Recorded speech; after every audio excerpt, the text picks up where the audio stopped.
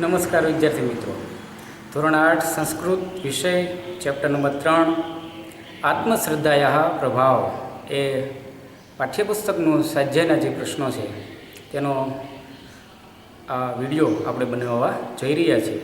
હું ઓળખ્યા પ્રવીણભાઈ તમામ ધોરણ 8ના ભાઈઓ બહેનોનું હાર્દિક સ્વાગત કરું છું. આપણે ખૂબ સારી રીતે સમજવાનો પ્રયત્ન કરશું.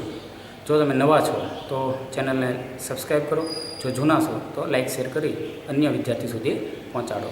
જોઈએ આપણે આત્મશ્રદ્ધા પ્રભાવ એ ચોપડીના સ્વાધ્યાયના પ્રશ્નો અને તેના જવાબો.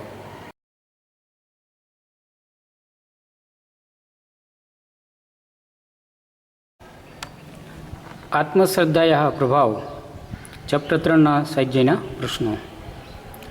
નીચેના શબ્દોનું મોટેથી ઉચ્ચારણ કરો. વિદ્યાર્થી મિત્રો, આમાં તમારે માત્ર જે શબ્દો આપેલા છે તેનું ઉચ્ચારણ કરવાનું છે. એમાં શબ્દ છે એકલવ્ય, ધનુર્વિદ્યામ, દ્રોણાચાર્યસ્ય, અગચ્છત, સ્વીકુરુ, પ્રત્યવદત, શિષ્યરૂપેણ, પર્યંતનમ, ઉત્પાદપયતિ, ગુરુશ્રદ્ધાયા, સ્વયં જ્યોતિઃ, દુર્લભ. આવા શબ્દોને છે માત્ર ઉચ્ચારણ કરવાનું છે, કોઈ જગ્યાએ લખવાનું નથી. એ પછીનો પ્રશ્ન છે, પ્રશ્નના ઉત્તર સંસ્કૃતમાં આપો. એમાં પહેલો પ્રશ્ન, એકલવ્ય ધનુર્વિદ્યા પઠિતુમ કસ્ય સમીપમ અગચ્છત. તો એનો ઉત્તર છે એકલવ્ય ધનુર્વિદ્યા પઠિતુમ દ્રોણાચાર્યસ્ય સમીપમ અગચ્છત. બીજો પ્રશ્ન છે, એકલવ્ય દ્રોણમ કિમ અવદત. તો એનો ઉત્તર છે એકલવ્ય દ્રોણમ અવદત, ગુરુદેવ અહમ અપી ધનુર્ધર ભવિતુમ ઈચ્છામિ, કૃપયા માં સ્વીકુરુ. આવો છે એનો જવાબ થશે. ત્યારબાદનો પ્રશ્ન જોઈએ આપણે ત્રીજો, કે દ્રોણ એકલવ્ય કિમ અવદત. તો એનો ઉત્તર છે દ્રોણ એકલવ્યમ અવદત, અહમ કૌરવાન પાંડવાન ચ પાઠયામિ, અહમ ભવતઃ શિષ્યરૂપેણ સ્વીકારમ કર્તું ન શક્યનોમિ. ચોથો પ્રશ્ન છે, એકલવ્ય બાણે કિમ અકરોત. તેનો ઉત્તર છે એકલવ્ય બાણે એકસ્ય કુક્કુરસ્ય મુખમ અસીવત્ય. પાંચમો પ્રશ્ન છે, દ્રોણાચાર્ય એકલવ્યમ કિમ અપૃષ્યત. તો વિદ્યાર્થી મિત્રોનો જવાબ છે કે દ્રોણાચાર્ય એકલવ્યમ અપૃષ્યત કહ તવ આચાર્ય. એ ત્યારબાદનો પ્રશ્ન જોઈએ આપણે. ત્રીજો પ્રશ્ન છે કે આચાર્ય પ્રતિ શિષ્યથી અભષત દ્રોણાચાર્યમ. ત્યારબાદ એક કૌંસમાં આપેલા શબ્દોના આધારે છે ખાલી જગ્યા પૂરવાની છે. પહેલી ખાલી જગ્યા છે એકલવ્ય ધનુર્વિદ્યા પઠિતું. તો એનો જવાબ નીચે જ આપેલો છે, આપણે એ જ જોઈએ કે એકલવ્ય ધનુર્વિદ્યા પઠિતુમ દ્રોણાચાર્યસ્ય સમીપમ અગચ્છત. બીજી ખાલી જગ્યા છે એકલવ્યસ્ય આચાર્ય પ્રતિ શ્રદ્ધા શિથિલા ન અભવત. આ એનો જવાબ થશે. ત્રીજું છે એકઃ કુક્કુર તાન દ્રષ્ટા અભષત. આ એનો ઉત્તર છે. ચોથી ખાલી જગ્યા છે એકલવ્ય અસ્માન શિષ્યતિ સ્વયં જ્યોતિ સ્વયં પ્રભા ભવતુ. આ રીતે આ જે ખાલી જગ્યાઓ છે એનો આપણે જવાબ જોયો.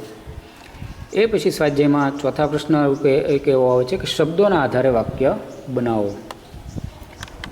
એમાં છે ધનુર્ધર, બાલક, શિષ્ય અને કુક્કુર. આ ચારે શબ્દનો ઉપયોગ કરીને વાક્ય બનાવવાનું છે. સકુશલ ધનુર્ધર અભવત. તો આપણે એવું કહી શકીએ કે આત્મશ્રદ્ધાયા બલેન એકલવ્ય શ્રેષ્ઠ ધનુર્ધર અભવત. બીજું છે એકઃ બાલક આસિત, એટલે કે અસ્થિ. એ બાલકનો છે એ શબ્દ પ્રયોગ કર્યો. ત્રીજો છે શિષ્ય શબ્દ વાપરીને વાક્ય બનાવવાનું છે. તો એનું એવું થશે અર્જુન ગુરુ દ્રોણસ્ય પ્રિય શિષ્ય આસિત. ચોથો શબ્દ છે કુકુર. તો એકઃ કુક્કુરઃ ભસતી, એકઃ કુક્કુરઃ તાન દ્રષ્ટા અભસત. આ રીતે પણ એનો જ ઉત્તર છે બની શકે છે. ત્યારબાદ સ્વાધ્યાયનો 5મો પ્રશ્ન કે આપેલા વિધાનો પૈકી સાચા વિધાનો સામે આમ અને ખોટા વિધાનો સામે ન લખો. એમાં 4 છે કે એકલવ્ય ઈશ્વર શ્રદ્ધાયા પ્રતિકમ અસતી. તો નીચે વિદ્યાર્થી મિત્રો ઉત્તર આપેલો છે, એમાં ખોટું વિધાન એટલે કે કૌંસમાં ન લખેલો છે. બીજું છે એકલવ્ય બાણે કુક્કુરસ્ય મુખમ આસિત્ય. તો એ સાચું છે, એટલે એની સામે આમ એવું છે લખેલું છે. આચાર્ય પ્રતિ એકલવસ્ય શ્રદ્ધા શિથિલા અભવત. એ ખોટું વિધાન છે, એટલે ન કૌંસમાં લખેલું છે. એ પછી છે દ્રોણાચાર્ય એકલવસ્ય શિષ્યરૂપેણ સ્વીકારમ કરતું ન શક્યો નથી. એટલે ખોટું વિધાન છે, એટલે વિદ્યાર્થી મિત્રો એની સામે કૌંસમાં ન એટલે કે આ ખોટું છે, એટલે અહીં સાચું વિધાન છે, એટલે આમ છે લખેલું છે.